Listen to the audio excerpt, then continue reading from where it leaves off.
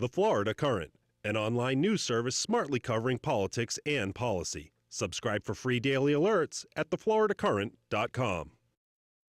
On the sale of every property, the state collects what's known as a documentary stamp tax.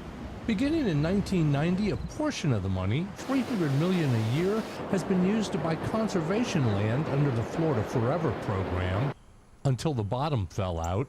Environmentalists collected more than 1 million signatures. Now voters will decide if the funding should be restored.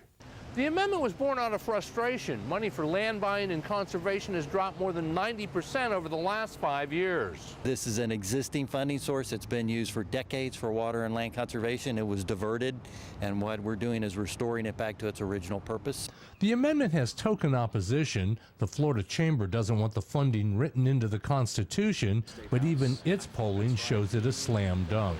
It appears to be hovering in the mid-70s of support, so it will likely pass, but that doesn't mean it's the right thing to do. Without big dollars for TV, the campaign has been mostly by mail. But environmentalists did enlist the help of Jim Fowler.